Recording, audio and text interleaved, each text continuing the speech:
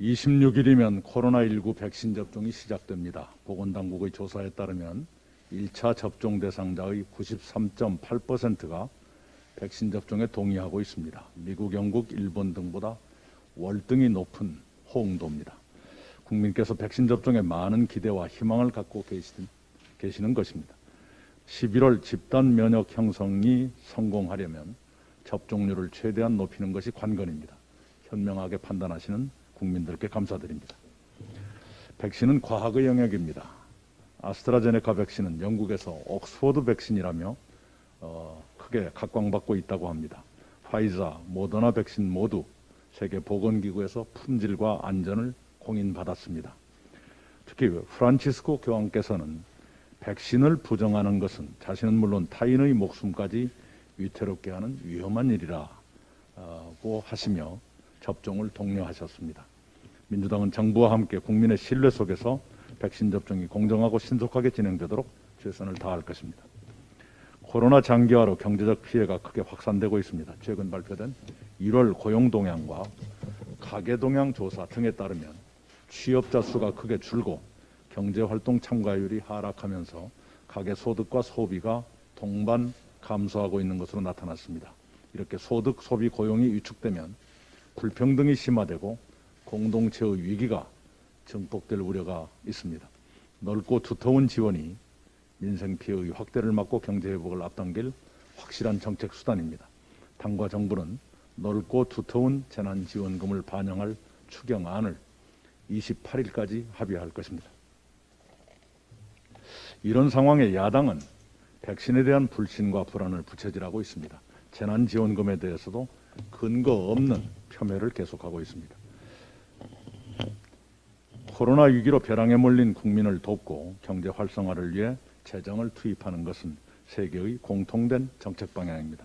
그래서 야당 지도자도 긴급 재정명령을 통해 100조 원을 국민께 드리자고 제안한 것이 바로 엊그제의 일입니다.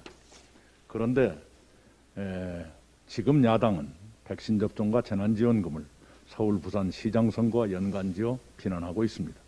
그렇다면 선거를 앞두고 있으니 코로나 극복도 민생 지원도 포기하라는 것인지 야당에 되묻지 않을 수 없습니다. 그것은 코로나와 민생을 최대한 불안하게 만들어서 선거를 치르겠다는 야당식 선거 전략이라고 단정하지 않을 수 없습니다.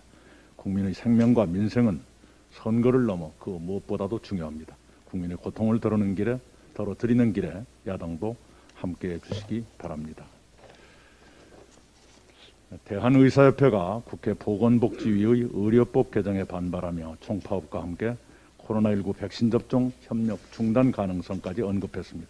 의료법 개정안은 살인, 강도, 성폭행 등 금고 이상의 강력 범죄를 저지른 의사의 면허를 취소하도록 하는 지극히 상식적인 내용을 담고 있습니다. 변호사, 회계사 등 다른 전문 직종도 금고 이상의 형을 받으면 자격을 박탈하거나 정지합니다. 다른 직종과의 형평성과 공정성을 고려하고 의료의 특수성을 감안해 보건복지위가 오랜 기간 수기하고 여야 합의를 거쳐 의료법 개정안을 의결했습니다. 그런데도 의협이 이를 거부하고 특히 코로나로 고통받으시는 국민 앞에서 백신 접종 협력 거부를 말하는 것은 국민의 동의를 얻기 어려울 것입니다. 누구보다 높은 도덕성과 사회적 책임감을 가지셔야 할 의사단체의 그런 태도는 국민께 큰 실망을 드릴 것입니다. 만약 불법적인 집단행동을 한다면 정부는 단호히 대처하는 것이 마땅하다고 생각합니다. 민주당과 제가 추진 중인 신복지제도에 많은 관심과 기대가 모아지고 있습니다. 문재인 대통령께서는 지난주 당 지도부와의 청와대 간담회에서 신복지제도를 매우 뜻깊게 생각한다면서 회복과 도약을 포용의 가치 위에서 하겠다는 시대정신이라고 평가해 주셨습니다. 이번 주에 관련 특위가 시작됩니다. 신복지제도는 산업화와 민주화를 이룬 대한민국이 선진 복지국가로 도약하기 위한 국가 대전략입니다. 신복지와 신경제의 두 날개로 포스트 코로나 시대 대한민국의 미래를 개척해 나갈 수 있도록 준비해야겠습니다. 신복지의 일환으로 저는 만 5세 의무교육을 제안한 바 있습니다.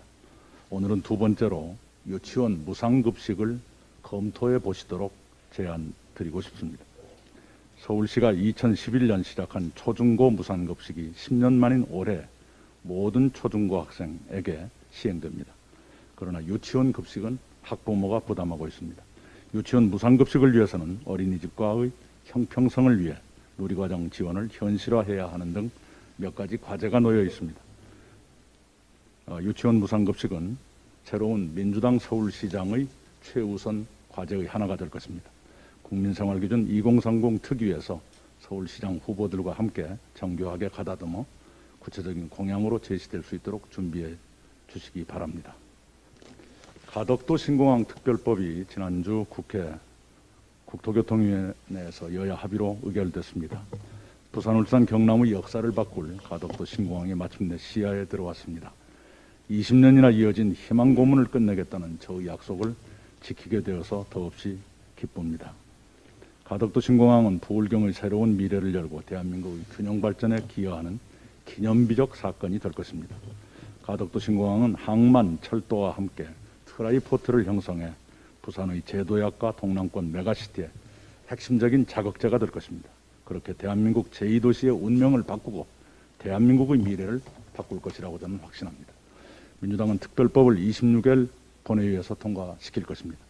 이어 당 차원의 특위를 구성해 빠른 시일 내에 가덕도 신공항이 착공되도록 정부와 긴밀히 협조하겠습니다. 아울러 첨단 소재 부품 등 제조업과 첨단 물류산업단지를 조성하고 광역교통망 건설도 서둘러 사람과 돈이 모여드는 부울경으로 만들어 갈 것입니다. 이상입니다.